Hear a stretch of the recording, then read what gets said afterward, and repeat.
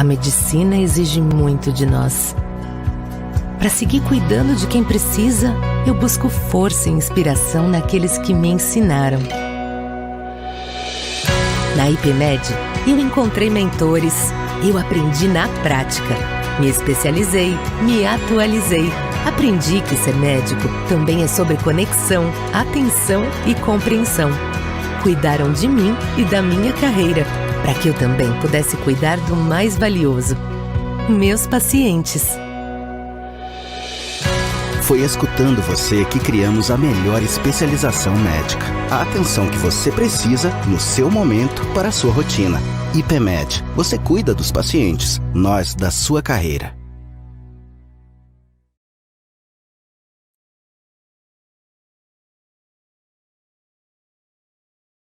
Doutor Carlos, seu microfone está desligado. Opa, desculpa, perdão. Pessoal, boa noite. A gente está aqui ao vivo pelo YouTube para discutir um tema super interessante, que são as dores de cabeça. E para isso a gente convidou dois colegas, e o Dr. Welber, que ele é neurologista de Brasília, especialista em dor e no tratamento intervencionista da dor, né, pelo HC da USP de Ribeirão. O Dr. Gustavo, também anestesiologista, especialista em dor crônica intervencionista, também pelo HC da USP de Ribeirão. E Dr. Rafael, você queria falar alguma coisa? Doutor Carlos, obrigado. Eu não sou doutor, não. Eu sou head de marketing da IPMED. Queria aproveitar essa oportunidade para dar o meu não queria perder essa oportunidade de falar aqui com a nossa equipe, com a nossa audiência, sobre uma condição super extraordinária que a gente está dando para a nossa pós-graduação em clínica de dor, de 20% de desconto ao longo de todo o curso. Para quem não nos conhece, nós somos a IPMED, uma faculdade especializada, parte do Grupo AFIA. O Grupo AFIA é a maior empresa de educação médica do Brasil. Nós somos a área de pós-graduação. A gente tem unidades em 11 capitais do Brasil e temos mais de 50 cursos de especialização e pós-graduação. A gente realiza esses eventos com uma certa recorrência. Esses eventos eles estão no YouTube. Se você quiser participar, seguir o nosso canal, eu peço que vocês curtam, cliquem no sininho aqui para que vocês acompanhem esses congressos, esses seminários e esses nossos eventos. E durante eles, a gente abre sempre a nossa melhor condição promocional para quem tiver interesse em estudar conosco, sempre com cursos relacionados à área do evento. Então, hoje a gente está falando de dor e aí eu estou abrindo essa oportunidade. O link da página de cadastramento para que vocês possam desfrutar dessa condição, ele vai aparecer aí no chat do YouTube. Vocês devem receber isso por e-mail e por SMS também, e aí é só dar o nome, e-mail, telefone, e algum consultor da nossa equipe de especialistas vai entrar em contato com vocês para organizar essa inscrição. Queria agradecer aí a oportunidade, a janela para eu dar esse recado, Dr. Carlos, e desejar a todos vocês um ótimo evento. A gente que agradece, Rafael. Então, bom, gente, eu acho que eu esqueci de falar, eu sou o coordenador da especialização clínica em dor. Tanto o Dr. Welber quanto o Dr. Gustavo são professores do curso, tá? O Dr. Welber é neurologista, o Dr. Gustavo é anestesiologista, assim como eu. Vou falar um pouquinho do curso. A especialização clínica em dor tem o objetivo de formar médicos capacitados a atenderem qualquer queixa de dor, de qualquer natureza e de qualquer intensidade. Tá? O curso funciona de maneira teórico-prática, então a gente tem aulas teóricas toda semana, são aulas semanais, e a gente tem um ambulatório prático que é mensal, onde a gente tem o atendimento de pacientes reais, os pacientes que chegam para a gente no dia a dia, e com a queixa de dor é uma queixa muito frequente, é comum a todas as especialidades, né? É um curso bem interessante, interdisciplinar, então tem gente de várias especialidades participando, então tem neurologista, tem clínico geral, tem aluno tem médicos recém-formados que trabalham na atenção primária, então tem de tudo quanto é especialidade mesmo, é um curso muito bacana e as pessoas estão aproveitando bem, tá? Hoje a gente está com uma média de em torno de 200 alunos inscritos no curso, é um curso que começou ano passado, né, e a gente está com sede em Brasília, Salvador, Rio, BH e São Paulo. Tá bom, gente? Eu vou passar a palavra agora para o Dr. Welber, que ele é professor do nosso curso e ele dá muitas das aulas da parte de cefaleia, né? E como é um tema super comum e prevalente no nosso dia a dia, ele vai começar a falar como a gente aborda esses pacientes com dores de cabeça. Tudo certo aí, Welber? Seu som está desligado, parece. Perfeito. Obrigado, Carlos.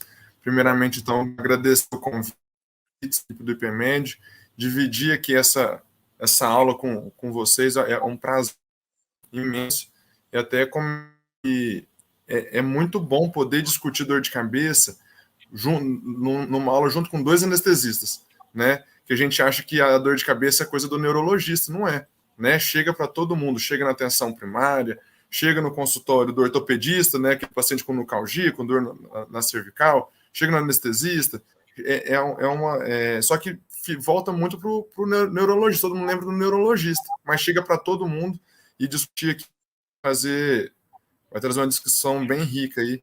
Então eu vou trazer alguns slides. Antes de você começar, Welber, eu queria também aí agradecer aí o convite. Para mim vai ser um prazer a gente poder discutir, poder abrir um pouco a mente de todos, né? E vai ser uma noite excelente, com certeza. Eu que agradeço eu aceito o convite de vocês dois. Para quem não sabe, os dois, nós todos fizemos o Fellow de Dor Crônica Intervencionista juntos, no HC da USP de Ribeirão, e para mim que foi um enorme prazer, hoje em dia, vocês morando em cidades distintas, a gente conseguir trabalhar junto. É muito legal, muito bacana. De tão longe, né? Exatamente. Vamos lá, Welber? Vamos lá. Vou compartilhar aqui minha tela. Pessoal, então a gente vai falar sobre a abordagem, né, eu vou tentar sintetizar ao máximo, trazer o máximo de conteúdo, né? Não trazer bastante coisa prática aqui para essa aula de hoje. E, de novo, aqui dividindo essa mesa com o Carlos, com o Gustavo, é um prazer imenso. Então, antes de falar, né, específico de alguma doença, cefaleia primária ou secundária? O que é uma cefaleia? É dor de cabeça, é genérico. Primária. O que é uma cefaleia primária? É quando a dor de cabeça é a doença. Então, você vai fazer exame laboratorial, exame de imagem, você não vai encontrar nenhuma alteração que justifique aquela dor de cabeça. Quando a gente fala de uma dor de cabeça, de uma cefaleia secundária, é quando a dor de cabeça é um sintoma de uma outra doença. Exemplo, a enxaqueca. A enxaqueca é uma doença primária, é uma cefaleia primária. Então, não tem nenhum exame que vai diagnosticar enxaqueca, o diagnóstico é clínico. Por exemplo, a dor de cabeça secundária é um tumor cerebral, a ruptura de um aneurisma. Então, uma dor de cabeça em decorrência do pescoço, cervicogênica. Então, a gente está falando de uma dor de cabeça secundária. É um grande desafio na nossa prática hoje essa diferenciação, porque as cefaleias primárias, principalmente a cefaleia tensional e a enxaqueca, elas são muito prevalentes. Então, aquele paciente que vem com a cefaleia cervicogênica ou tem uma cefaleia por tumor, muitas das vezes ele também tem o diagnóstico, né, também tem sintomas de uma cefaleia primária, de uma enxaqueca. Então, fazer esse diagnóstico, então, às vezes, é aquele paciente que vai no pronto-socorro várias vezes e passa batido, é aquele paciente que já foi em vários médicos, é enxaqueca, é tensional, e, na verdade, está escondendo aí uma outra dor de cabeça. Então, a gente vai também discutir na aula algumas formas de achar esse diagnóstico diferencial das dores de cabeça, tá? Epidemiologia, de forma bem simples, no mundo quase 3 bilhões de pessoas têm dor de cabeça. A mais comum é a cefaleia do tipo tensional, acometendo 1,89 bilhões, e a enxaqueca, com 1,04 bilhões de pessoas, né? Então, a prevalência global da cefaleia tensional é de 30% das mulheres, com relação a 21% dos homens, e a prevalência global da enxaqueca é de 19% para as mulheres e 10% para os homens. E aí, eu trouxe aqui para a gente poder discutir o SNOOP. O que é esse SNOOP? É uma regra mnemônica para a gente poder lembrar dos sinais de alarme. O que é isso, sinais de alarme? Chega um paciente com dor de cabeça no seu consultório. A gente tem que lembrar de fazer todas essas perguntas ou observar essas características para a gente não comer bola, né, com relação ao diagnóstico diferencial. Por exemplo, o primeiro S é de sintomas sistêmicos. Então, se o paciente começou com uma dor de cabeça, mas tem febre associada, sudorese noturna, né? Perda de peso, claudicação da mandíbula. A gente pode estar falando aí de um paciente com alguma metástase, uma arterite de células gigantes, alguma infecção. Sintomas neurológicos. Então, o paciente começou com uma dor de cabeça e está confuso, teve uma perda neurológica focal, por exemplo, uma dormência, ou está com uma perda de força, dificuldade na fala. A gente pode estar aí diante de um paciente pós-AVC, com uma lesão expansiva, né? O início, as dor de cabeça em thunderclap, em trovoada, aquela dor de cabeça que ela é súbita e forte, né? Muito intensa, incapacitante. Lembrar das síndromes de vasoconstrição cerebral reversível, AVC, hemorragia subaracnoideia, né? Todo paciente que teve uma dor de cabeça que iniciou após os 50 anos, a gente deve ficar atento, né? De alguma doença secundária. Vale ressaltar, paciente com mais de 50 anos, que ele já tem uma dor de cabeça há 20 anos, ela não mudou o padrão, isso não é um sinal de alarme. O paciente vem com uma dor de cabeça desde, sei lá, os 30 anos, com 50, 55. A dor mudou de característica, a gente tem que lembrar aí desse sinal de alarme. Então, é uma dor de cabeça com início após os 50 anos. Relação com a postura. Então, aquele paciente fala, não, eu estou deitado, não tenho dor de cabeça, fico em pé, vem a dor de cabeça, né? Ou o contrário, quando eu fico em pé ou quando eu ando, a dor de cabeça melhora, quando eu deito, a dor de cabeça piora. Lembrar da cefaleia por hipotensão licórica, lesão expansiva, né? História prévia. Então, aquele paciente com dor de cabeça diária, ou começa com não tinha aquela dor de cabeça, ou mudou o padrão daquela dor de cabeça, né? Aquela paciente que começou com uma dor de cabeça nova durante a gestação, né? Ou a dor de cabeça que iniciou, é precipitada após manobra de Valsalva. Então, o paciente tosse, tem dor, ele espirra, tem dor, ele faz algum esforço, tem dor. Então, tudo isso levanta aí uma bandeira vermelha para a gente poder investigar causa secundária. Aqui eu trouxe a última classificação internacional de cefaleias. Essa aqui é a versão brasileira, tá, de 2018. E ela traz aqui como é classificado todas as dores de cabeça, tanto as primárias como as secundárias. As primárias a gente divide ela em 4 grupos, que é a enxaqueca ou migrânia, a do tipo tensão, aquele grupo das cefaleias trigêmino-autonômicas e as outras cefaleias primárias, né, que entra aquelas relacionadas com esforço, relacionadas à atividade sexual, relacionada à tosse, enfim, são várias dores de cabeça do primária, né, do 4º grupo. E aqui traz também como é feito o diagnóstico das dores de cabeça secundária. Então, relacionado a trauma, relacionado a algum transtorno vascular, transtorno intracraniano não vascular, uso excessivo, uso de alguma substância ou supressão de alguma substância, enfim. É essa classificação que nos guia hoje no diagnóstico. É interessante que todo mundo tenha o PDF dessa classificação, ou tenha ela na forma impressa, para checar, porque ela traz informações bastante preciosas e objetivas sobre o diagnóstico das cefaleias. Então, a gente falou que a cefaleia tensional lá na epidemiologia, ela era a cefaleia primária mais comum, mas eu gosto sempre de atentar a isso. A enxaqueca é a primária mais comum no consultório e hospital. Raramente uma cefaleia do tipo tensional leva o paciente a um pronto-socorro ou leva ao consultório, tá? A gente tem uma mania de achar, eu tenho dor de cabeça relacionada com estresse, a privação do sono. Isso é tensional, relaciona, né, o nome tensional à tensão, a estresse, e não é isso, tá? A cefaleia tensional ela tem uma característica, uma apresentação, e a enxaqueca, ela tem uma outra apresentação que também piora com estresse, que também piora com privação do sono, tá? E normalmente a incapacidade, a limitação, ela vem da enxaqueca, tá?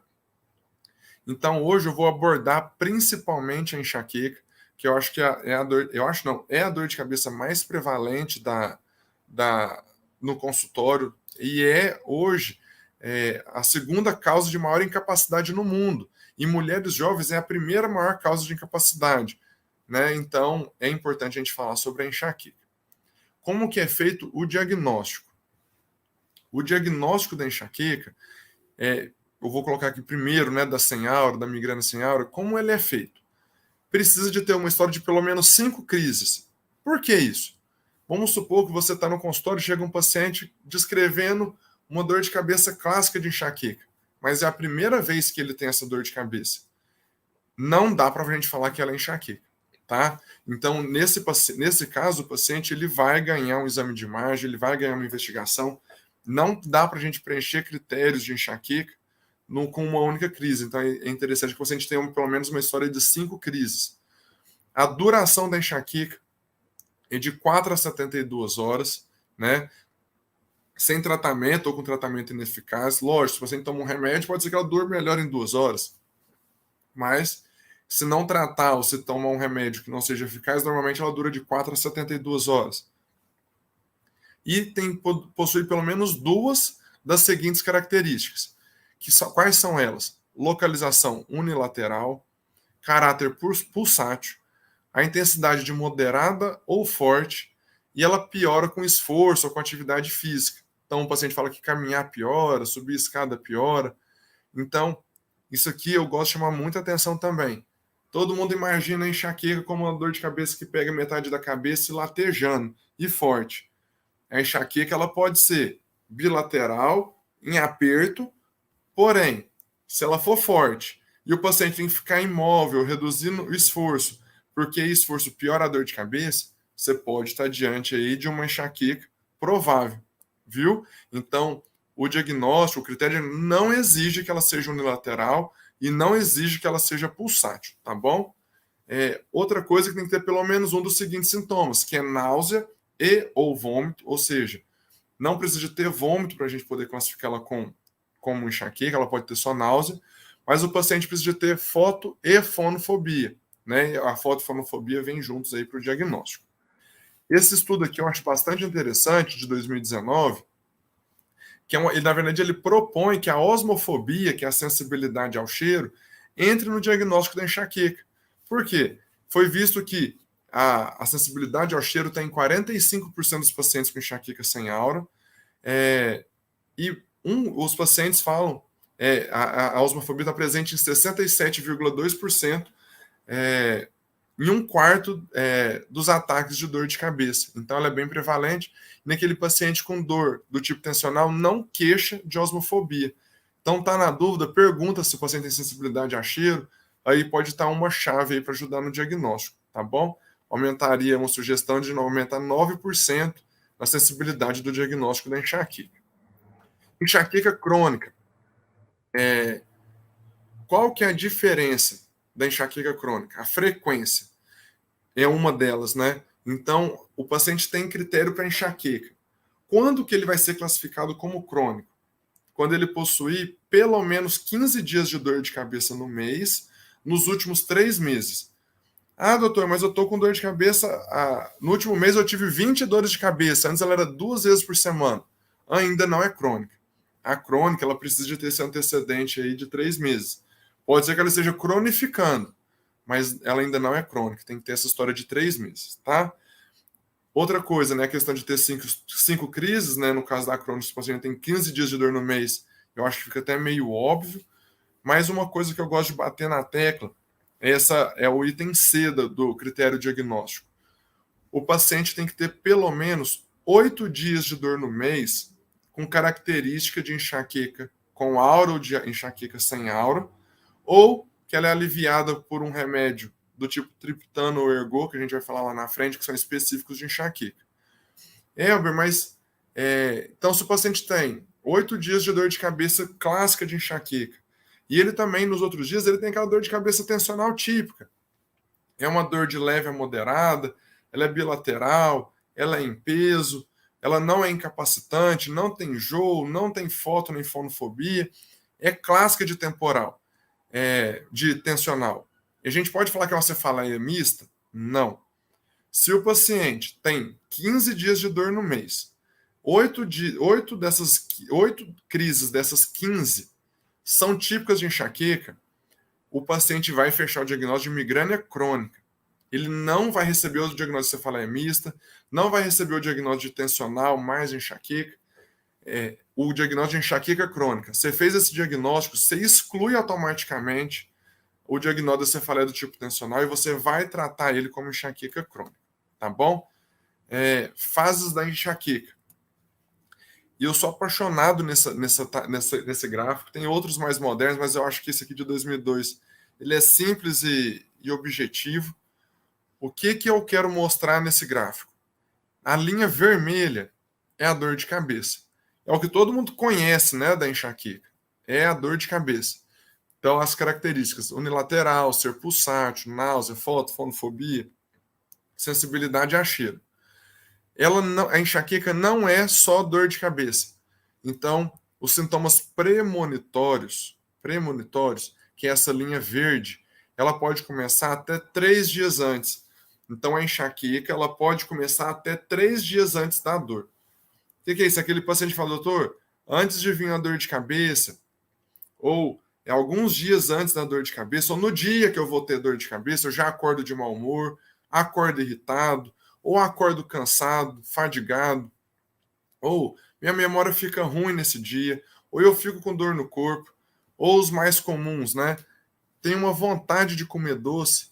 Eu já tive paciente no consultório que falava que a vontade de comer doce é tão grande que não tinha nada em casa, foi lá e diluiu água com açúcar, né? Então é uma avidez por doce. Não é que o paciente gosta de doce, a culpa é do doce, não. Faz parte, é a enxaqueca chegando. Isso é difícil, né, do paciente diferenciar, porque o que ele imagina? Tive vontade de comer doce, comi doce e tive dor de cabeça, a culpa é do doce. Mas não, a avidez do doce, na verdade, é um sintoma da enxaqueca. A enxaqueca já está se instalando. A mialgia, a mais comum na minha prática, e nos livros também, é a rigidez do pescoço. Então, aquele paciente fala, doutor, no dia da dor de cabeça eu já acordo tenso, eu acordo com o pescoço travado. Aí depois vem a dor de cabeça. Isso aqui é a causa do pescoço, a culpa é o meu pescoço. Mas não é. Aí começa a pôr culpa no travesseiro. Enfim, essa dor no pescoço, a culpa dela é enxaqueca. Você tratando a enxaqueca, você melhora a dor no pescoço. Tá? Até gosto de usar de exemplo uma paciente que eu tive, dançarina de balé, ela, dores de cabeça não eram tão intensas e incapacitantes, mas elas eram relativamente frequentes, né? Dores de cabeça quando eu falo aqui na região temporal, mas ela tinha uma nucalgia muito importante, uma cervicalgia muito importante, e essa nucalgia até atrapalhava, ela fala, eu como no balé tem que ficar girando, tem todos os movimentos lá, eu parei, a dor está muito forte. A dor de cabeça nem acho forte, mas a dor no pescoço é muito forte. Ela já tinha passado com o neurocirurgião, com o ortopedista, feito tudo o que podia fazer para o pescoço. Só que ela tinha dor no pescoço, que era uma dor na nuca, mais cervical alta, né? Tinha alguns episódios de enrijecimento do cervical, e ela tinha sensibilidade à luz, a barulho, tinha náusea. Então, como a localização não era frequente de enxaqueca, né? Não tinha aquela característica pulsátil, mas ela tinha todos os outros critérios da enxaqueca. Forte, piorava com esforço, né? Até incapacitou ela de fazer as atividades físicas, né? O balé dela.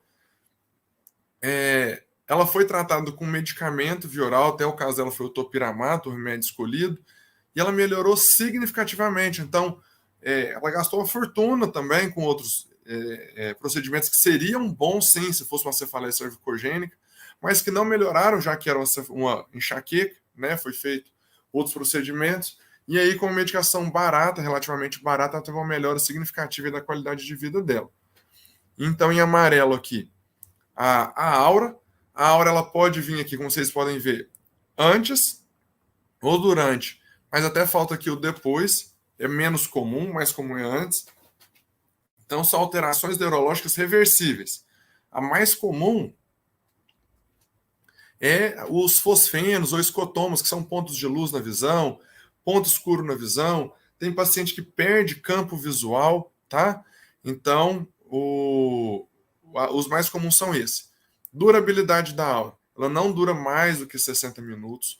Então, se o paciente, eu tenho embaçamento que dura 2 dias, não é aura, tá? Existe aura prolongada, mas ela é uma outra história. É diferente, tá? Ela é bem evidente. Então, tem que tomar cuidado aí com essa questão, tá?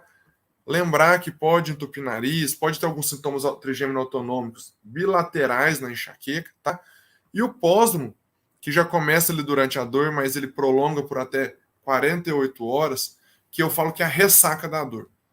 vem memória ruim, vem dor no corpo, vem fadiga. Tem paciente que fala que parece um caminhão passou em cima dele, tá? Então, essas aí são as 4 fases da enxaqueca. Então, dá seguimento aí no tratamento profilático. Eu não estou conseguindo ter acesso a chat, não consigo ouvir ninguém. Se alguém quiser interromper, se for preciso, viu, Carlos, Gustavo? Se for necessário alguma coisa, pode falar que a gente faz uma pausa aqui e discute, tá bom? Tratamento profilático da enxaqueca.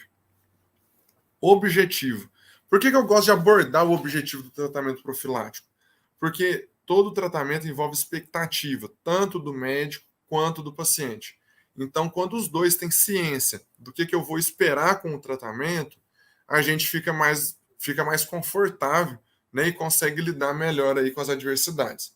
Então, o objetivo não é cura, a gente não tem um tratamento curativo para enxaqueca, a gente tem um tratamento aí, o tratamento profilático é de melhora de qualidade de vida, tem como objetivo reduzir a frequência, a intensidade e a duração da dor de cabeça. A gente quer que o paciente volte a ter uma boa resposta, ou passe a ter uma boa resposta aos medicamentos na hora que ele toma. É comum a gente ver no consultório, doutor, antes eu tinha que tomar isso para dor. Agora que eu estou bem controlado, um simples remédio tal melhora. Então, o objetivo é esse, melhorar a resposta do tratamento agudo, melhorar a funcionalidade do paciente, então que ele volte a fazer suas atividades físicas, laborativas, as atividades em casa, passeios em família, reduzir o custo geral associado ao tratamento. O que é esse custo geral? Então, se o paciente ele falta ao trabalho, se o paciente ele não produz o que ele precisava produzir, se o paciente abandona a faculdade, né? Tudo isso gera um custo, né? Um custo indireto, mas é um custo. A gente vai falar dos remédios novos para enxaqueca lá na frente. São remédios caros. Eu tive um paciente que falou, doutor, eu no começo, eu falei, nossa, eu estou apertado e não vou ter condição de pagar esse remédio. Só que ela estava apertada porque, por causa da dor de cabeça, ela não conseguia trabalhar o que ela precisava. Até essa paciente que fez esse comentário é uma dentista. Autônoma, se ela não trabalha, ela não ganha. Eu falo, doutor, hoje eu tenho qualidade de vida, hoje eu consigo trabalhar, pago meu tratamento e sobra dinheiro. Então, o tratamento me permitiu trabalhar e pagar meu tratamento, tá? Então, é um ponto interessante. Autonomia do paciente. Então, é interessante que o paciente tenha autonomia. O que seria essa autonomia? Saber qual remédio tomar em caso de uma dor, ter uma boa resposta quando precisar de tomar um remédio, não ter medo de sair. Quantos pacientes deixam de passear, deixam de marcar um compromisso de longo prazo porque não sabe como é que vai estar naquele dia? Tem paciente que fala, doutor, eu nem agendo compromisso de sair com alguém, porque se eu tiver com enxaqueca naquele dia eu não consigo ir, eu estou cansado de dar bolo no pessoal, né, de cancelar o evento. Então, você devolve autonomia para o paciente e melhora a qualidade de vida do paciente. Então, como é que é feita essa escolha do remédio? Primeira coisa, na minha opinião, ponto forte, evidência. Tem que ter evidência científica. Não dá, mas o tal chá tem estudo, tem evidência, eu não vou ficar passando alguma coisa que não tem evidência, vou passar alguma coisa que tenha comprovação. Perfil de efeito colateral. Então, tem paciente que é mais sensível a alguns remédios, tem paciente que, por exemplo, que eu quero aproveitar o efeito colateral. Exemplo, se o paciente tem uma insônia e tem um remédio com efeito colateral é o sono, por que não aproveitar isso, né? Condições coexistentes. Então, a gente vai falar das classes de remédios que tratam enxaqueca, mas tem alguns remédios que são antihipertensivos. Então, se tem um paciente que tem pressão alta e tem enxaqueca, nada mais justo e racional que escolher um antihipertensivo para ele. Se ele tem depressão, um antidepressivo. Se ele é obeso, um remédio que ajuda no emagrecimento. Se ele tem insônia, um remédio que ajuda no sono, tá? A incapacidade do paciente e gravidade da enxaqueca. Isso ajuda a gente a colocar algumas coisas na balança. Por exemplo, tem paciente que tem uma dor de cabeça muito grave, muito incapacitante, mas que às vezes não quer um remédio controlado. Ele fala, doutor, eu não queria remédio controlado. Eu não gosto disso, tem um certo preconceito. Tá, a gente tem que respeitar, conversar, discutir isso com o paciente, essa escolha, mas tem que deixar, né, falar, para esse nível de gravidade, por exemplo, você tem enxaqueca crônica. O melhor tratamento é esse. Podemos tentar esse, mas esse perfil de remédio é mais potente para o seu perfil de dor. Preferência do paciente sempre. E eu já tive paciente que saiu com óleo,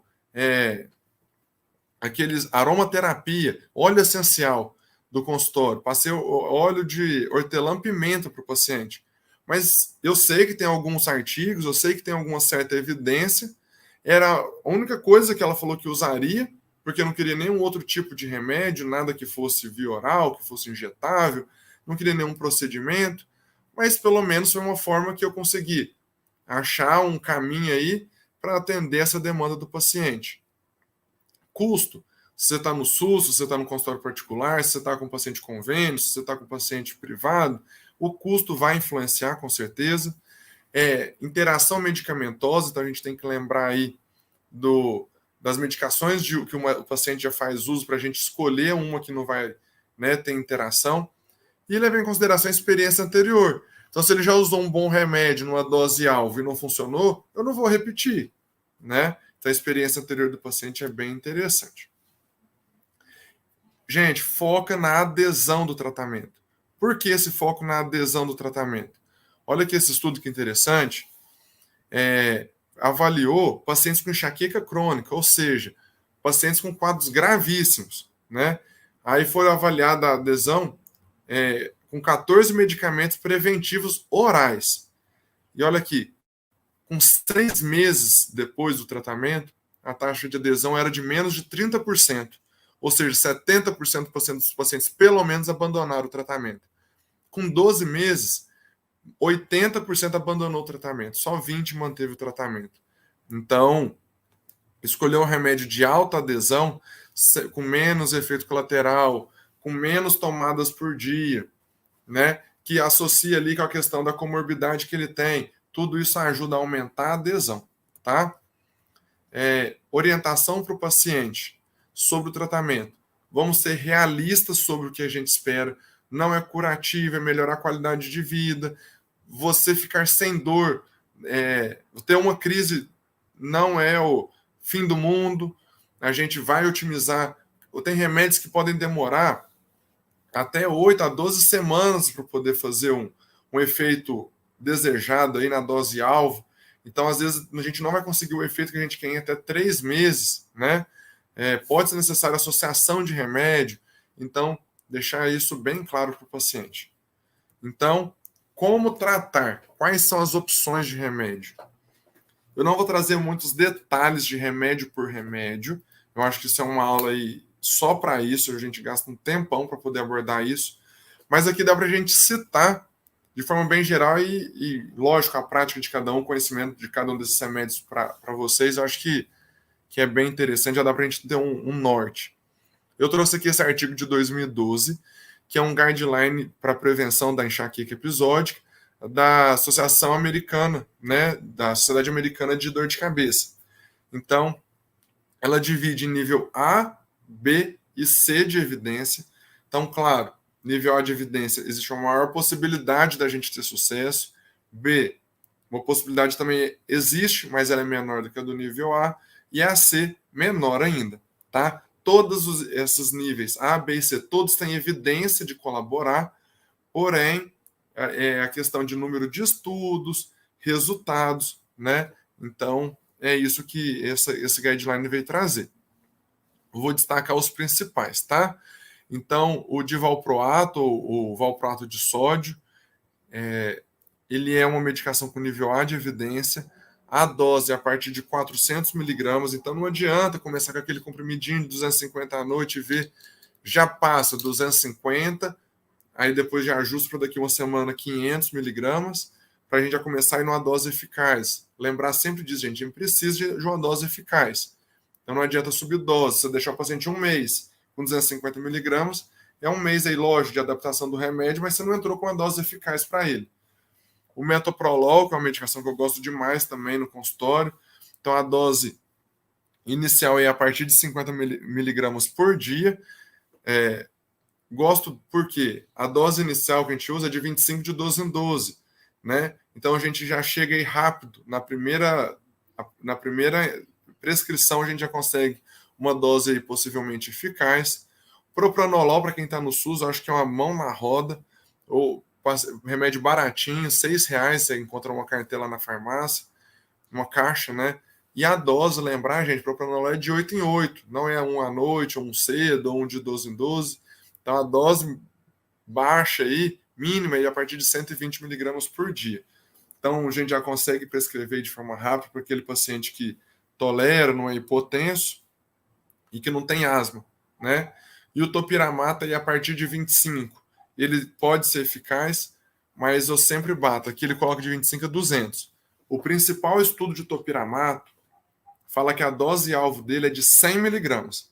Então tem estudo com 25, foi bom, 50 foi bom, 100 miligramas é o melhor resultado, mais do que 100 miligramas, o paciente começa a ter mais efeito colateral do que benefício, começa a ter mais efeito colateral do que resultado. Então, nível B, medicações provavelmente eficazes. Amitriptilina, medicação também bacana aí, disponível no SUS aí para a gente poder usar, a partir de 25 miligramas, então não adianta começar com aqueles 10, a não ser que seja uma dose aí de adaptação.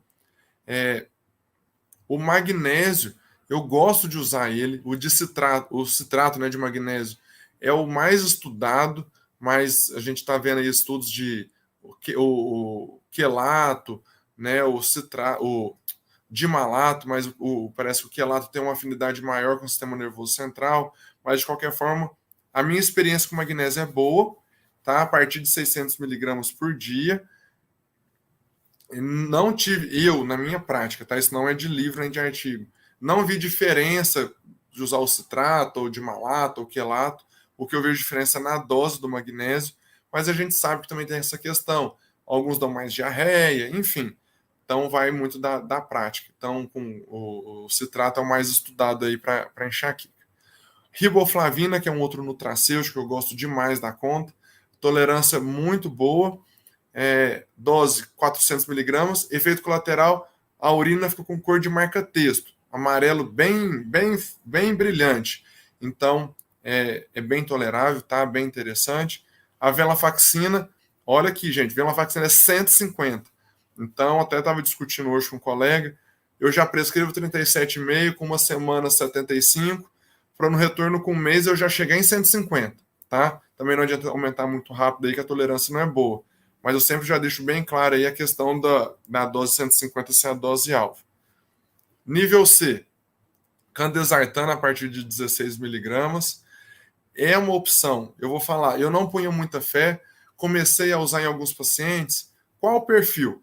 O paciente é hipertenso, ele está comigo, ele já usa, por exemplo, a losartana.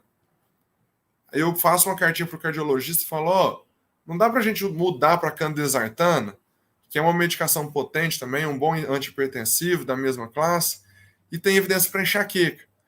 Por que eu falo dessa cartinha para o cardiologista? Quando o paciente é hipertenso, você propõe um beta-bloqueador, ele fala, para a hipertensão dele aqui, o beta-bloqueador não vai segurar as pontas, não. Ele não é um bom antihipertensivo. Já a candesartana é. Então, eu comecei a fazer isso. Tem alguns pacientes que queriam evitar a polifarmácia e tive, sim, resultado em alguns. Então, é uma mudança simples aí, fica uma dica prática aí para quem lida, até o pessoal que atende pacientes hipertensos, tudo. Pode ser uma boa opção aí no dia a dia, tá? Coenzima Q10, uma medicação muito interessante, aí, principalmente para paciente grávida, 100 miligramas 3 vezes ao dia, tá? E é isso. Das opções, eu selecionei as mais utilizadas, tá bom? Como tratar a enxaqueca crônica? Então, lembra que eu passei o diagnóstico para vocês? Como é que é feito o diagnóstico de enxaqueca episódica? Como que é feito o diagnóstico de enxaqueca crônica? Por que eu bato tanto nessa tecla? O tratamento é diferente. Então, se você está lá com o paciente, quantos dias de dor? 15, 20, 30 dias de dor. Não adianta você entrar com as medicações que estão lá naquela lista lá, metoprolol, entrar com propranolol, não adianta, o ácido valproico, não adianta, elas não são, lógico, não é que não adianta, não tem um nível de evidência A. Então, se a gente estiver buscando nível de evidência A, é diferente. Então, trazer, deixar anotado quantos dias de dor no mês, fecha critério para enxaqueca crônica, gente, é outra tabela, são outros medicamentos. Então, das medicações orais, o nível A é somente o topiramato, tá? Somente topiramato. Via oral, tá?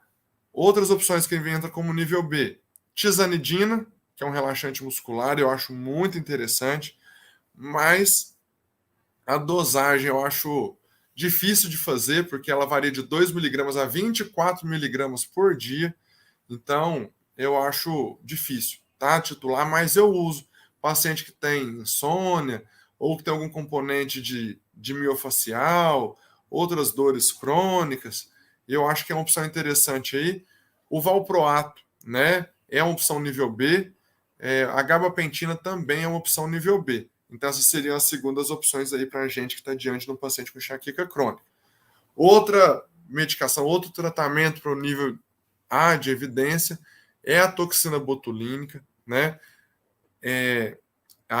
A toxina, ela é derivada, uma neurotoxina, ela é derivada da bactéria do Clostridium botulino, foi aprovada em 2011 pela Anvisa para uso na enxaqueca crônica, está presente em bula, tá? Então, ela está em bula do remédio, não é nada off-label, tá? E os principais efeitos colaterais que a gente encontra aí é fraqueza de musculatura do pescoço, dor de cabeça após aplicação por causa das agulhadas, pitose palpebral, né? E assimetria de face.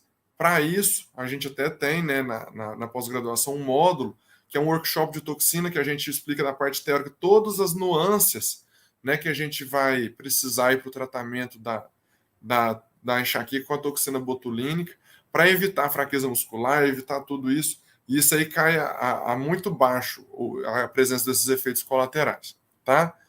Então, novos tratamentos para enxaqueca, não sei se vocês já ouviram falar, mas desde 2020 chegaram no Brasil medicamentos inventados para enxaqueca. A bula, até brinco, é uma bula mais curta, porque são remédios modernos, de poucos efeitos colaterais, de alta eficácia. Bula pequena, então os pacientes têm gostado demais. O problema hoje é só o custo, né? Mas vem caindo desde o lançamento no Brasil, com a chegada de concorrentes aí, a gente tem visto uma queda nos preços e trouxe aqui uma tabela que apresenta os 4. Então, o epitinezumab ainda não chegou no Brasil, previsão de chegar esse ano, mais tardar no próximo, tá? É um anticorpo monoclonal endovenoso, tá? Já começa a fazer efeito em 2 a 5 horas, tá? No primeiro dia o paciente já começa a ver efeito, tá? E a dose dele vai ser de aplicação trimestral. Então aí a gente está vendo aí um grande avanço já do tratamento, isso aí é maravilhoso. Erenumab foi o primeiro que chegou no Brasil lá em 2020, foi o primeirão. Ele é o único anticorpo monoclonal completamente humano, né? Problema, desde o dia 21 de janeiro agora, ele saiu de linha, não foi por problemas com a medicação, foi um problema comercial, a indústria que revendia, não sei se a palavra certa é essa, aqui no Brasil, acho que a questão contratual, tanto a do Brasil como a do exterior, não era a mesma que fabricava, então por uma questão de contrato, pelo que me parece que me foi passado, e que foi a nota, né, que foi lançada, mas era uma medicação também bastante interessante para o tratamento da enxaqueca, só que não está mais sendo comercializada no Brasil desde janeiro. Então hoje a gente tem o fremanezumab e o galcanezumab no Brasil, tá? Então eu vou focar um pouco mais nesses dois, que é o que vocês vão encontrar na farmácia para poder prescrever. Prescrição, receita simples, o paciente não precisa de receita para poder comprar, tá? O fremanezumab tem 2 formas de aplicação, ou você aplica uma injeção por mês, ou 3 injeções no mesmo dia, a cada 3 meses, são injeções subcutâneas, tá?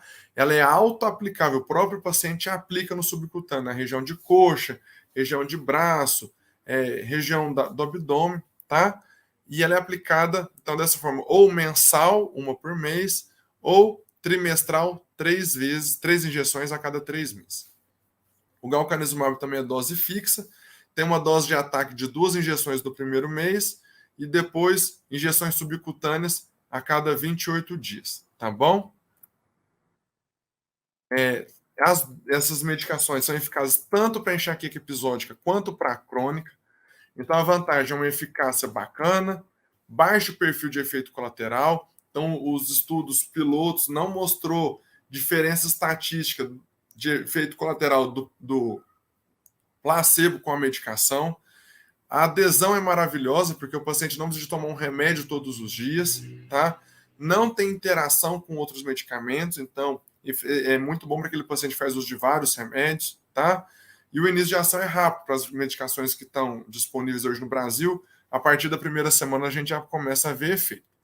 Desvantagens: preço, né? Então, o alto custo, meia vida longa. Então, se o paciente, vamos supor, é raro, mas tem uma descrição de 4% de constipação intestinal. Então, se o paciente tiver uma constipação intestinal e fazer uma dose trimestral, ele é provável que ele vai ficar 3 meses com a constipação intestinal, tá? Mas ainda bem que esses poucos efeitos colaterais, por exemplo, prurido no local da injeção, dor no local da injeção, constipação intestinal, não é frequente. Então, eu não tive problema, principalmente com essas 2 medicações que estão hoje disponíveis, eu não tive problema de abandono de tratamento por efeito colateral. Não pode na gravidez e nem na amamentação, tá? Por quanto tempo a gente vai usar esses medicamentos novos? A gente vai usar, pelo menos a proposta inicial é de pelo menos 6 meses a 1 ano, tá? Porém, 6 meses a 1 ano, porém já tem estudos dos vários remédios, a segurança de usar por mais tempo. Por exemplo, o Erenumab, se eu não me engano, que foi o que foi descontinuado, já tinha um estudo já de 4 ou 5 anos, se eu não me engano. Até preciso de reforçar isso, mas eu acho que é de 4 ou 5 anos já tinha sido fechado. A toxina botulínica, já tem estudo aí de 2019 que comprovou a segurança e a eficácia e a melhora progressiva com até 2 anos de aplicação, tá? Mas, de modo geral, no tratamento da enxaqueca, a gente sabe que aqueles pacientes que trataram por menos do que 1 ano têm maior taxa de recorrência do que aqueles que trataram por pelo menos 1 ano, com qualquer remédio. Então, tratar sempre por pelo menos 1 ano, sempre que possível, tá? Tratamento agudo da enxaqueca. Então, usei essa recomendação brasileira aqui, que foi de 2016, e destaco essa observação. O paciente precisa de ter a crise de dor de cabeça muito bem tratada. Por que ele precisa de ter ela muito bem tratada? Porque se você tem várias crises ou tem uma crise muito prolongada, você ativa muito o sistema trigêmeo autonômico, ativa muito o sistema nociceptivo, e isso acaba favorecendo a cronificação da enxaqueca. Então aquele paciente fala, não, doutor, quando é dor leve eu fico ali o dia todo, 2, 3 dias, eu evito tomar remédio. Então ele está, na verdade, favorecendo a cronificação da enxaqueca, tá? Estimular as medidas não farmacológicas, então descansar em um ambiente calmo, arejado, com pouca luz, dormir durante uma crise, o sono é analgésico, mas não é sempre que é possível, então se uma dor noturna pode ser que melhore com sono, mas uma dor durante o dia isso às vezes não é possível, compressa fria, as terapias de neuroestimulação, principalmente a terapia supraorbital transcutânea, que é aquele dispositivo que o paciente compra na internet ou nas lojas de fisioterapia, só tem um nome, por isso que eu vou usar o nome comercial, que é o Cefali, que o paciente usa todos os dias para prevenir e na hora da crise, tá bom? E aqui eu trouxe essa tabela que sintetiza os melhores medicamentos para usar durante a crise. Então, paracetamol é uma opção, aspirina, diclofenaco, de ibuprofeno, naproxeno, os triptanos, né, de modo geral, e as combinações aqui, que é de sumatriptano com naproxeno, e do paracetamol, aspirina e cafeína. Lembrando que essas combinações de cafeína não é que são ruins, mas quando usado em excesso, a gente acaba entrando na questão da cafeína, então já não é interessante o abuso de cafeína na enxaqueca. Mas a gente não pode esquecer que pode ser uma opção para crises mais esporádicas, tá? Nível B, que eu gosto de destacar, a metoclopramida com a clorpromazina. Por quê? São medicações que atuam em receptores dopaminérgicos, então atua no enjoo e na dor de cabeça também, tá? Olha aqui onde estão os ergotamínicos. Então, essas medicações derivadas do ergo, gente, corre. E é engraçado que os pacientes usam muito isso. Médicos ainda prescrevem muito essas medicações que têm ergo, e o nível de evidência é C, aumenta o risco de você fala aí rebote, todas elas vêm com cafeína na fórmula, então não é interessante, tá bom? Lembrar que se o paciente tomou um triptano, não melhorou, ele pode ter sucesso com outro, tá bom? O principal efeito colateral é sono e uma sensação de perda e de aperto no braço ou na perna. Avisar ele que isso é um efeito colateral benigno, tá? Não precisa de condenar o remédio. Lógico, se for muito intolerável, trocar talvez teve com sumatriptano, às vezes não vai ter com naratriptano, ou vice-versa, tá? Trouxe aqui as dosagens de cada um. Então, o sumatriptano tem aí a maior variedade de apresentações, então de 25, 50 e 100, combinação fixa com anti-inflamatório, 50, 500, 85, 500. Tem os outros, naratriptana, rizatriptana, zomitriptano, tá? Que são dosagens fixas. E lembrar, se o paciente fez uso de algum derivado do ergo, aí ele tem que esperar 24 horas para tomar um triptano, e se ele fez uso de um triptano, tem que esperar 6 horas para tomar um derivado do ergo, tá? Por que isso? Risco de AVC, risco de infarto, tá? Tanto é que essa é a principal contraindicação desses remédios. História de infarto ou de AVC e evitar os triptanos e os ergos. Os analgésicos comuns sempre presentes, né, de pirona, paracetamol, os anti-inflamatórios e, gente, opioide, evitar para não falar contraindicado, tá? Pronto-socorro, para de passar tramadol no pronto-socorro, para de prescrever codeína para o paciente do consultório. Não é medicamento para enxaqueca, favorece abuso de analgésico, favorece cronificação, tá? Metoclopramida, domperidona, bromoprida, medicação excelente aí para náusea e para o paciente com enxaqueca, tá bom? Então, aqui, passar de forma mais, não mais breve, mas citar aí as opções intervencionistas que a gente tem no tratamento da enxaqueca, começando pelo bloqueio anestésico de nervos. O que é um bloqueio anestésico? É cessar transitoriamente, isso não é de forma definida, a condução de impulso nervoso para aliviar a dor. Ele é minimamente invasivo e pode servir tanto como diagnóstico, em alguns casos, como tratamento, tá? E muitas das vezes é bem tolerado.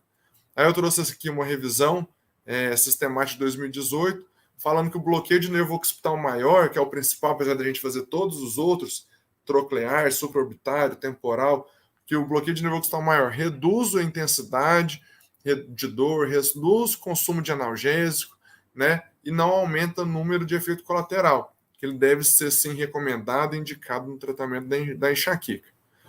A toxina botulínica, como eu disse, nível A de evidência na enxaqueca. Os pontos, são 31 pontos do protocolo básico, tá?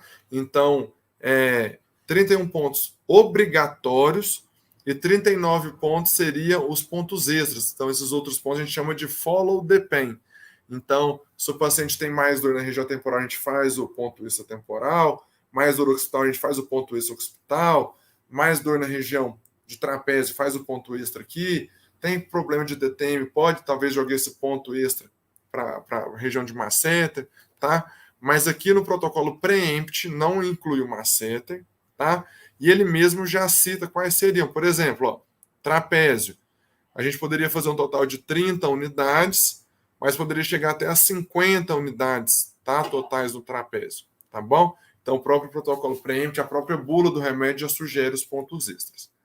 Trouxe aqui para ilustrar onde é realizado os pontos de injeção na região, na região frontal, na região do prócero e dos corrugadores do supercílio, na região temporal, tá?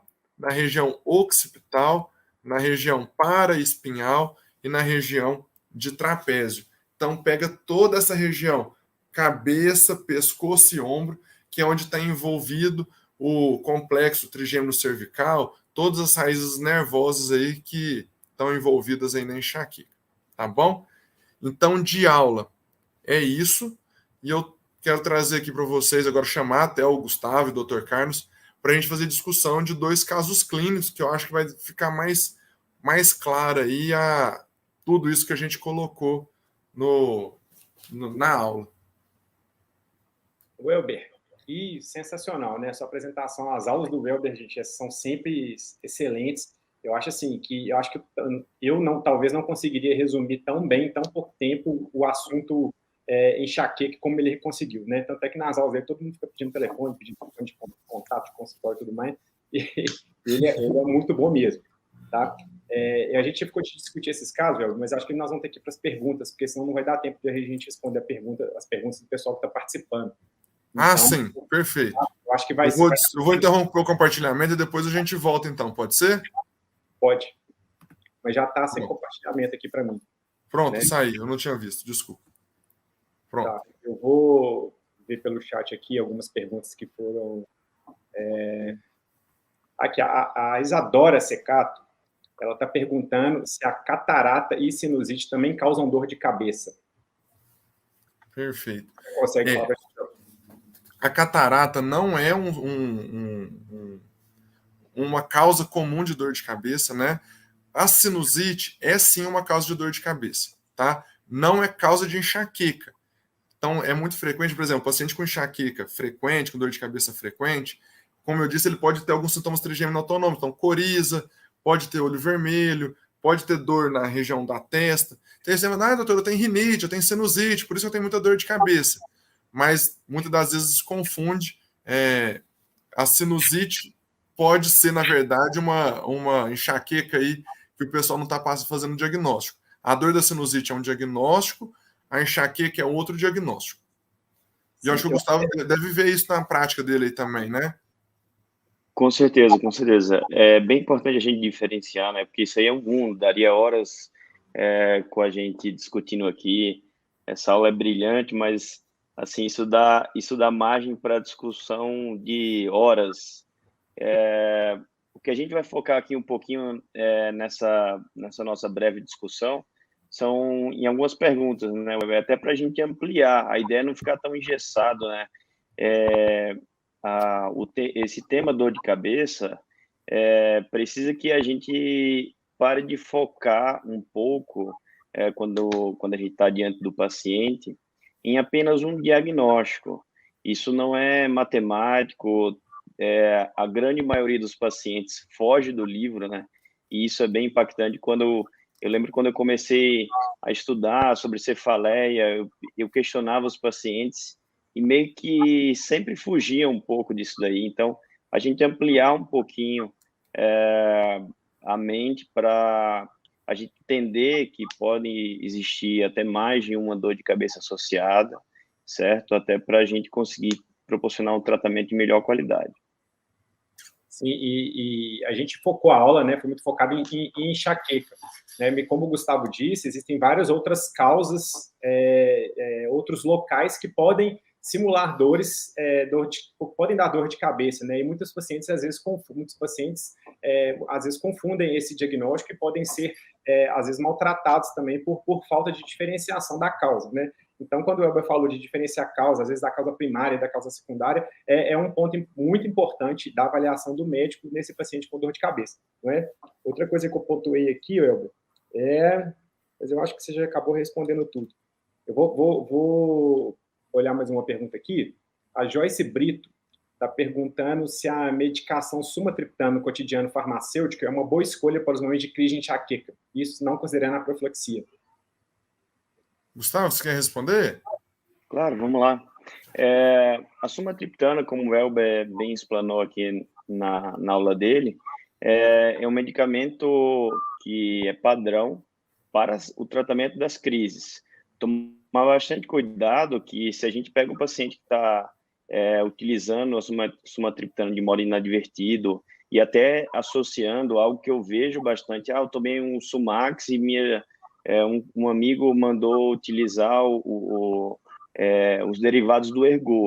O Welber apontou na aula que a gente deve evitar esse tipo de associação a todo custo, certo? Então, se você está, por exemplo, utilizando muito sumatriptano, significa que a gente precisa rever se o diagnóstico da enxaqueca.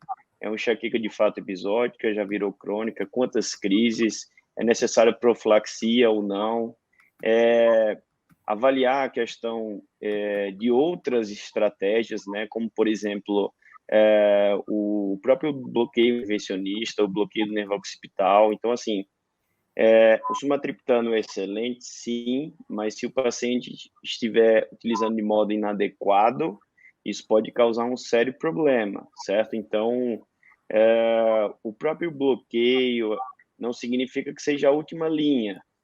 Vou utilizar sumatriptano, não resolveu, vou começar com outra medicação, não resolveu, vou começar o bloqueio, não resolveu, não, isso aí não é nada engessado, isso dependendo do nosso paciente, a gente já pode partir para outras estratégias, associar essas estratégias e colocar muito na cabeça do paciente. Tratamento profilático exige tempo, como o Elber mesmo falou.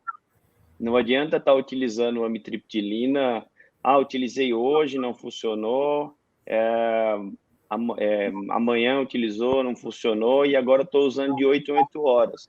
A gente tem que explicar como é que funciona as medicações para o paciente, senão ele vai estar utilizando de modo inadequado, certo? Sim, e é uma pergunta interessante, porque é uma pergunta que às vezes a gente recebe muito paciente de consultório com a medicação indicada por um colega que usou e melhorou, né? Aí eles fazem a pergunta assim, o Sumax, o sumatriptano, por exemplo, como na pergunta, é uma boa medicação? Mas é uma boa medicação para mim? Não sei, talvez sim, talvez não, né? Então a gente tem Depende do diagnóstico correto. É por isso. Depende da história clínica, depende de tudo, né? É um conjunto, é isso aí. É um conjunto de... É muito importante a gente trabalhar com o paciente na consulta a expectativa, né? E aí eu costumo brincar que nós médicos, principalmente os médicos que trabalham com dor crônica, nós somos tutores do tratamento do paciente, né? Porque quando o paciente de dor frequenta uma consulta de dor, a gente tem que trabalhar os dois lados, né? Porque muitas vezes o paciente chega e terceiriza o problema para o médico. E não é um problema do médico, é um problema do paciente que o médico vai ajudá-lo, né? Então são as duas partes trabalhando para chegar no denominador final comum e de boa resposta, né? Então, assim, essa pergunta, o medicamental é bom ou é ruim? Depende, né? É uma resposta chata, mas é a verdadeira, né? E puxando um pouquinho para esse lado, Carlos, algo fundamental que eu vejo é a questão do diário da dor. O paciente entendeu como você falou, sumatriptano é bom? Mas se você está utilizando muito, a gente tem que ver o que está acontecendo, avaliar se existem gatilhos que estão desencadeando isso daí, entendeu? O diário da dor, eu acho uma ferramenta sensacional para fazer o paciente conhecer a própria doença. Isso faz parte, né? O que pode ser fator de risco para isso?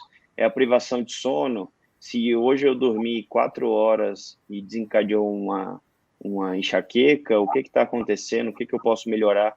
Porque mínimas medidas como essa evitam a utilização em excesso dessas medicações, né?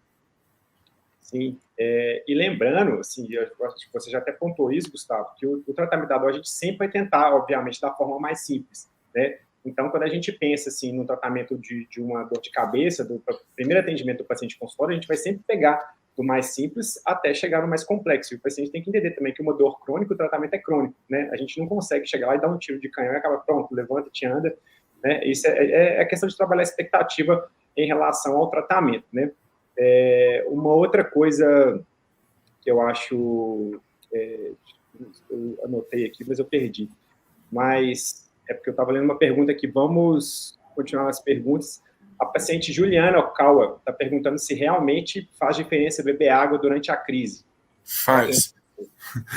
Tem um estudo que avaliou, eu não me lembro agora, me desculpa falhar, eu não sei se é 500 ml de água ou se é 1 litro de água, tá?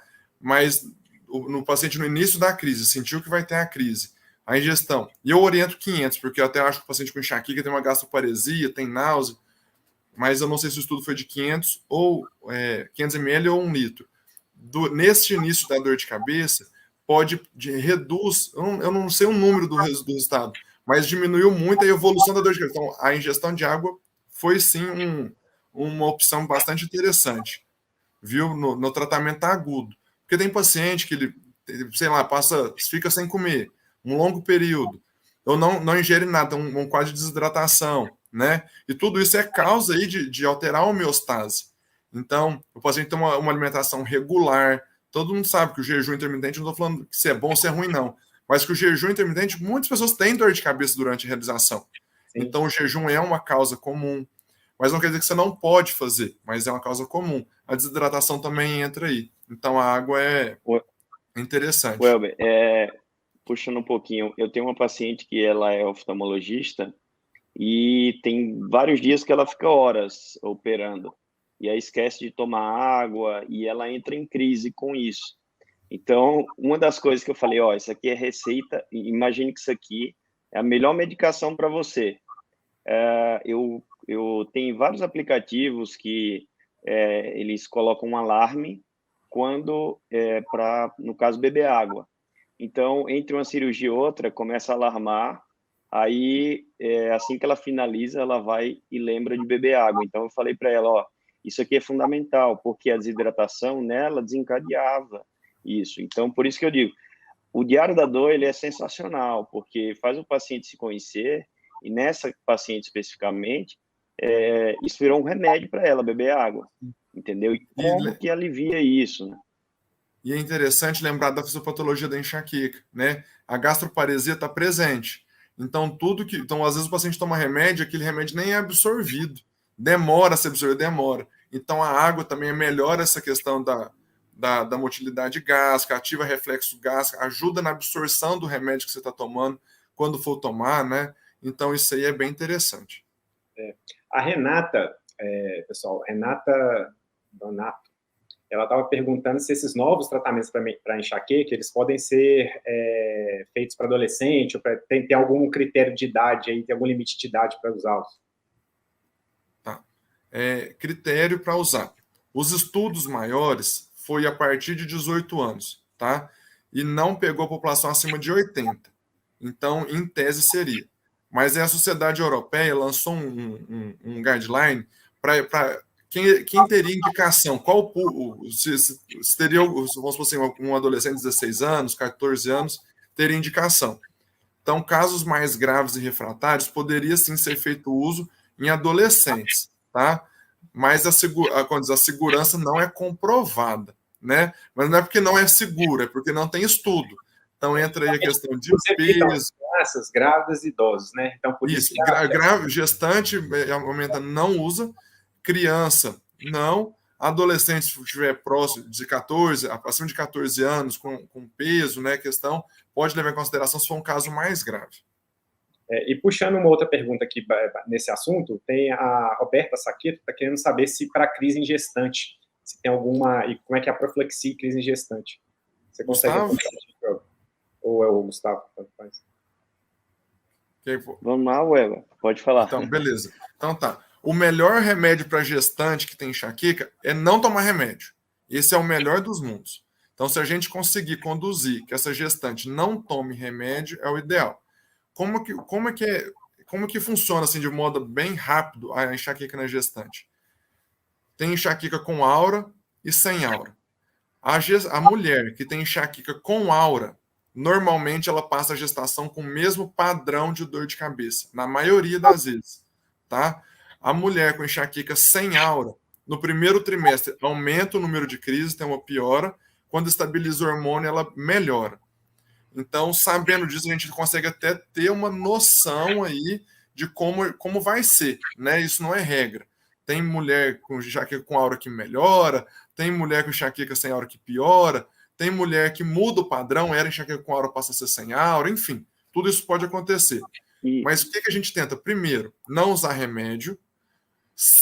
Então, quais são as medidas não farmacológicas? Biofeedback, que é uma técnica que pode ser feita por alguns médicos e fisioterapeutas fazem. Medidas de relaxamento, dietética, enfim, tudo isso.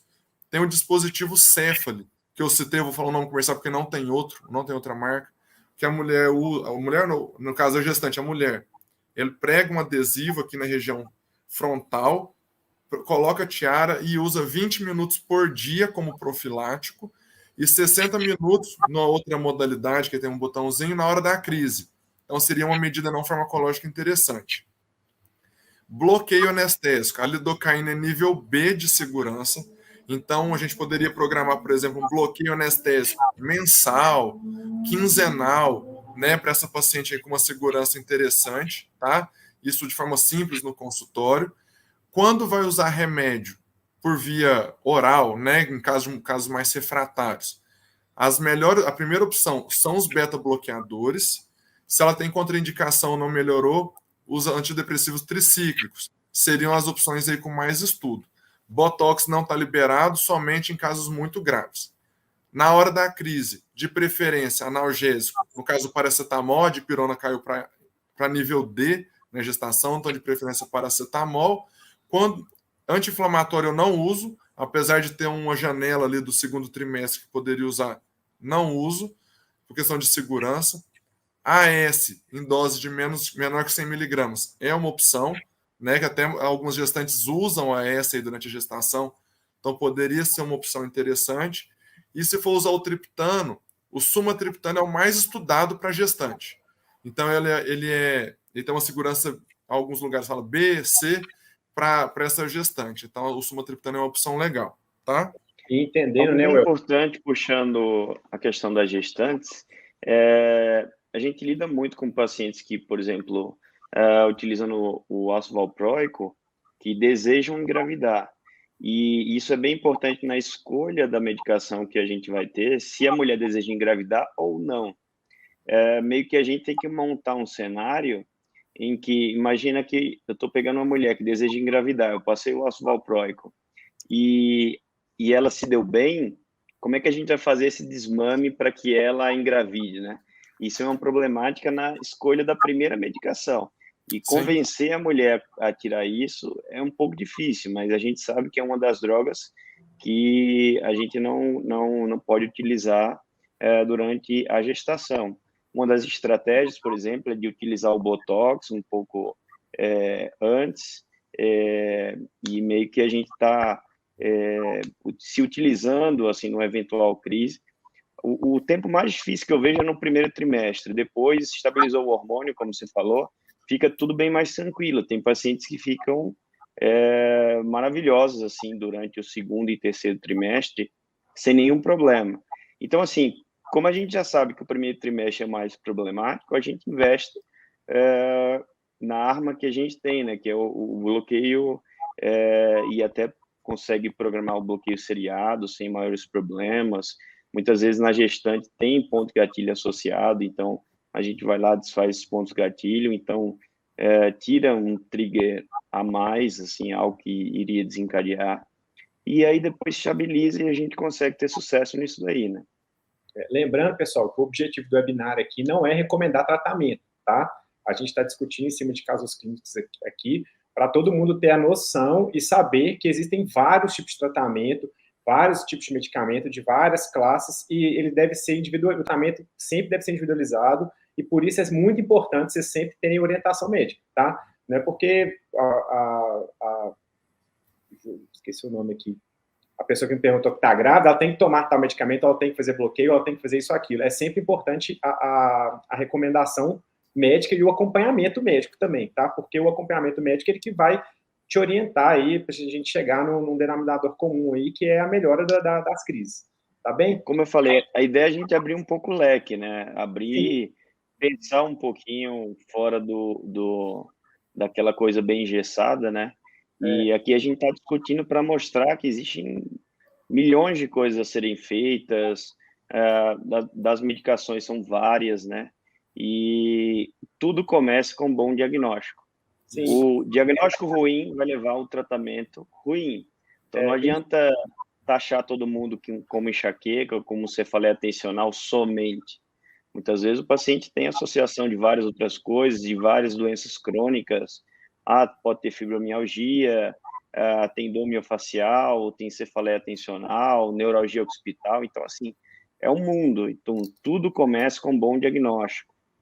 Tudo começa com um bom diagnóstico, e um dos objetivos nossos aqui também é mostrar que o tratamento a gente não segue uma linha reta, né? Não é uma coisa atrás da outra, tudo mais, né? A gente pode lançar a mão de de uma composição de tratamentos, ou de medicamentos, ou de medicamento associado com outros procedimentos, para a gente conseguir o controle da dor no caso das dores de cabeça. Eu acho que o especialista em dor tem muito disso, né, Carlos? Sim. E o Gustavo também. Quando chega um paciente com dor, ele não faz um tratamento atrás do outro. Não, ele tem uma visão ampla, ele acaba abraçando, né? Exatamente. Da ponto medicamentoso preventivo, do abortivo, abortivo que eu falo para crise, né? De crise aguda, do intervencionista, do meio, tirar mito, né? Eu acho que a gente também lida com muito mito, né? De gatilho, do que piora, do que não melhora, então desmistificar a palavra remédio e controlado também. Tem muito mito em relação a isso, tem um preconceito muito grande quando a gente fala remédio e controlado. Se você fala a palavra controlada, aí adesão ao tratamento a metade. No ambulatório eu gasto bastante tempo quando a gente pega o pessoal aqui para explicar da importância da gente abordar todas as nuances. Eu sempre digo, o que a gente está atendendo não é uma dor de cabeça, é um paciente com toda a complexidade do ser humano que tem um tipo de dor de cabeça ou até mais de um, com várias doenças associadas, com várias, a problemática do emocional influencia muito, questão do sono.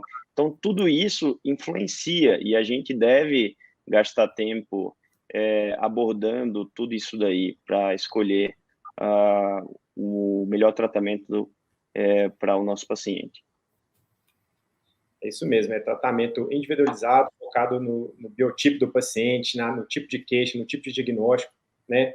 É isso que a gente tem que fazer. E eu pego muito nisso. Nós somos tutores do tratamento do paciente e nós temos realmente que individualizar o tratamento. Não é uma coisa que a gente, no consultório de dor, a gente vê.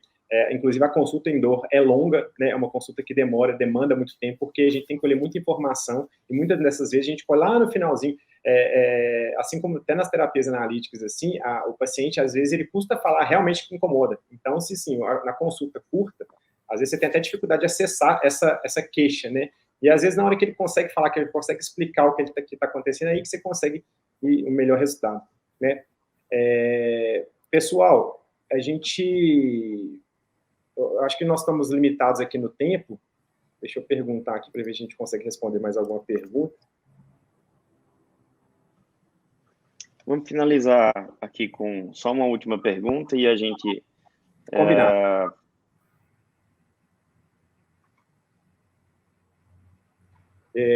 Tem uma paciente aqui perguntando, tem um participante aqui perguntando se a hipertensão está associada à crise de enxaqueca.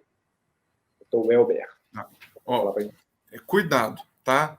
Dor de cabeça, vamos supor assim, vou falar os dois lados. Enxaqueca causa dor que pode aumentar a pressão. Então, é comum o paciente com uma crise de enxaqueca ferir pressão e estar com a pressão alta. Mas, aquela história, né? Eu tô com dor na nuca, minha pressão subiu. Não é tão verdade. A pressão, para causar dor de cabeça, ela precisa de ser uma maior do que 180 por 120, ou seja, maior que 18 por 12, né? Então, para uma dor de cabeça ser secundária à pressão, normalmente são pressões muito altas, que na verdade não é o que a gente vê com frequência aqui na nossa rotina. Então, esse paciente que chega no pronto-socorro normalmente, né, com a pressão muito alta e com dor de cabeça, pode dar sumatriptano, até porque não pode, né? Os triptanos não podem usar com pressão descontrolada. Pode dar analgésico, pode dar tramadol. Enquanto não controlar a pressão, essa dor não melhora, porque a dor de cabeça é secundária à pressão alta.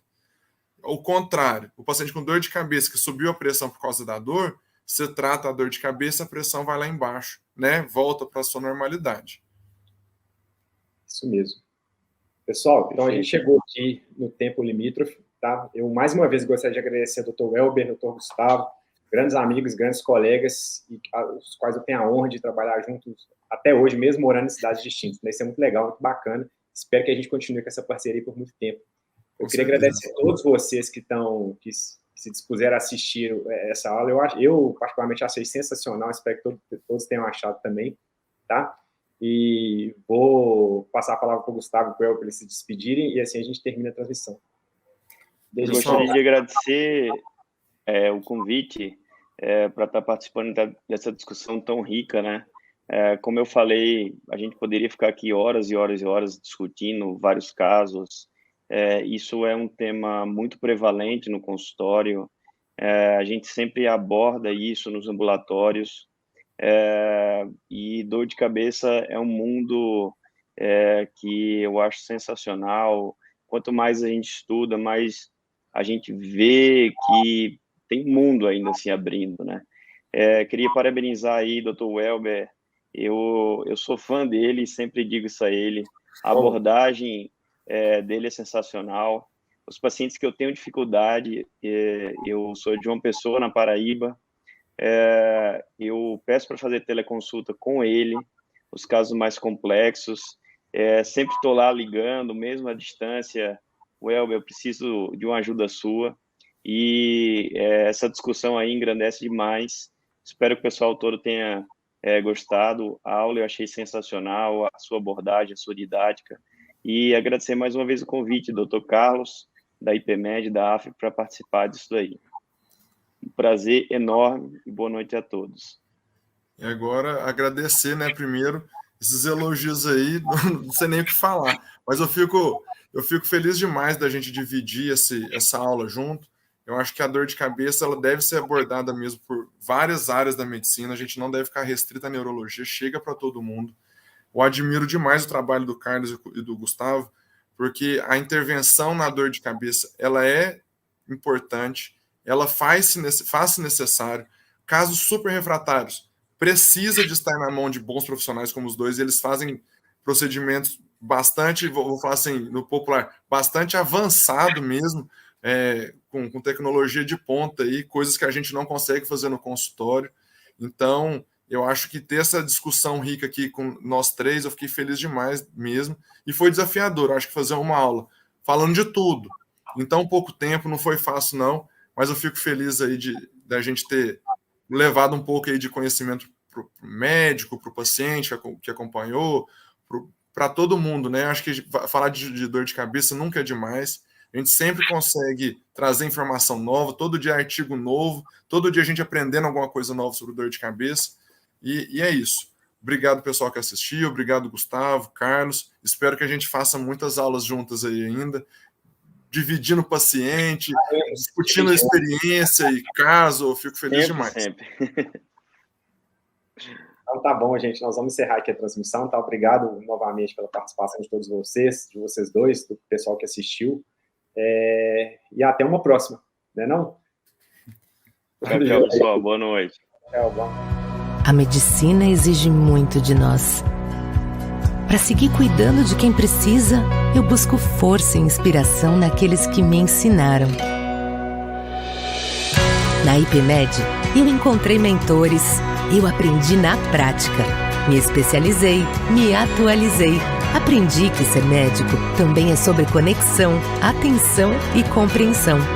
Cuidaram de mim e da minha carreira, para que eu também pudesse cuidar do mais valioso, meus pacientes.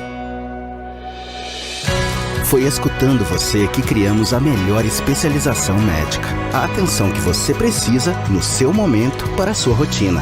IPMed, você cuida dos pacientes, nós da sua carreira.